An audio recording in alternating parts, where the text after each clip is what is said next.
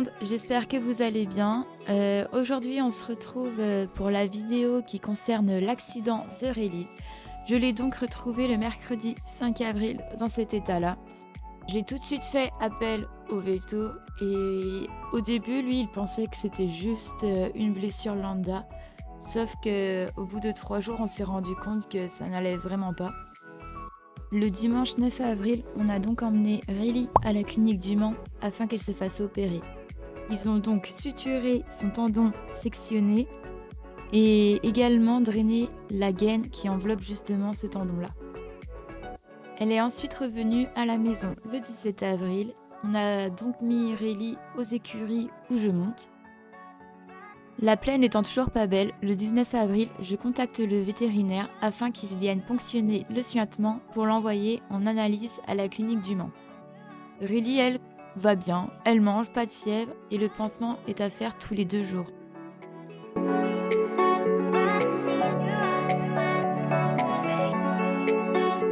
Le 26 avril, les résultats de l'analyse sont tombés.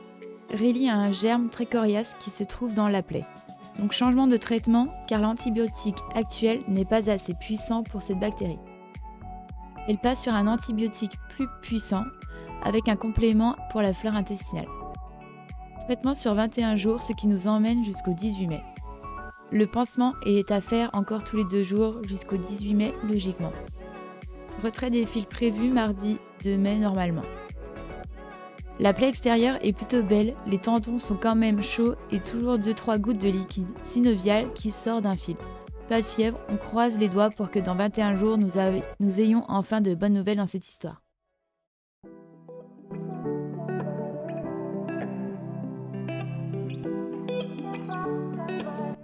Vendredi 28 avril, comme une mauvaise nouvelle n'arrive jamais seule, Oura a eu un gros accident dans l'écurie se trouvant au pré. Il a dû glisser dans l'écurie car il y a beaucoup plu ce jour-ci. Oura a été retrouvé couché sur le flanc gauche, les antérieurs sous la porte et les postérieurs bloqués également. Il a dû se débattre car la porte s'est dégondée sur lui, il était totalement bloqué. Par chance, ma proprio, à qui appartient le pré, a entendu du bruit et a pu libérer Oura dans les minutes suivantes. Intervention du vétérinaire car plein de bobos et des hématomes partout. À l'arrivée du veto, il suspecte une fracture du grasset, car il sent comme une légère déformation. Le veto n'ayant pas son matériel sur lui de radiographie, il repasse dans l'après-midi.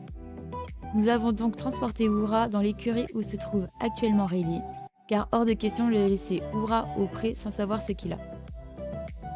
Les résultats tombent début d'après-midi. Après 3 radios, rien à déclarer, tout va bien. Que des gros bobos et 15 jours de boxe avec antibiotiques et anti-inflammatoires et bien sûr nettoyage des plaies tous les jours. Rendez-vous avec un ostéopathe à la fin des 15 jours car la glissade, mine de rien, a fait beaucoup de dégâts.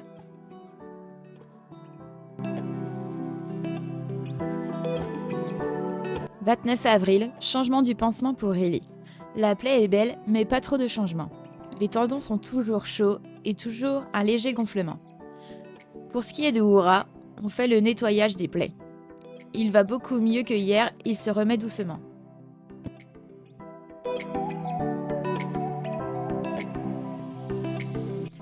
Mardi 2 mai, retrait des fils pour Riley par le vétérinaire. Les fils n'ont pas été retirés dans la totalité, car Riley était très agité. Rien ne presse, dans le retrait des fils, quelques points ont été coupés, mais il en reste encore. À nous de les couper quand on peut lors du changement de son pansement. Une bonne nouvelle d'après le vétérinaire, c'est qu'il n'y a plus de liquide synovial qui sort de la plaie. La gaine va donc pouvoir s'auto-réparer et la pression synoviale va retrouver son cours d'origine normalement.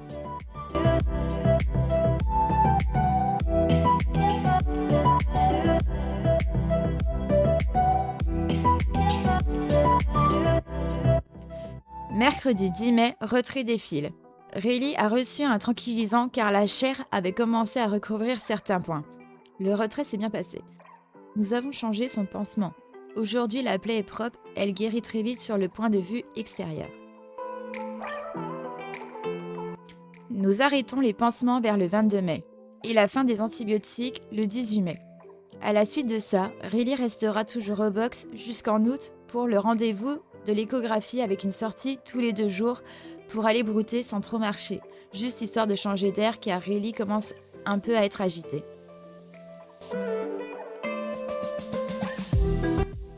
Nous sommes actuellement en train de nous renseigner pour lui faire une injection de PRP qui pourrait permettre d'accélérer sa cicatrisation interne. Oura, lui, retournera au pré le lundi 15 mai. L'ostéopathe a remis tout en place et reprendra le travail tranquillement lundi après avoir fait 15 jours de boxe. Nous sommes le 19 mai aujourd'hui et Riley a fini son traitement. Elle continue ses petites sorties pour brouter et quant à lui, Oura continue de travailler gentiment à la longe.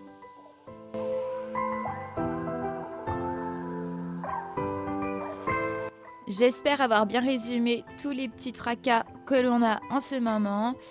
Je vous retrouve la semaine prochaine. Sur ce, la bise!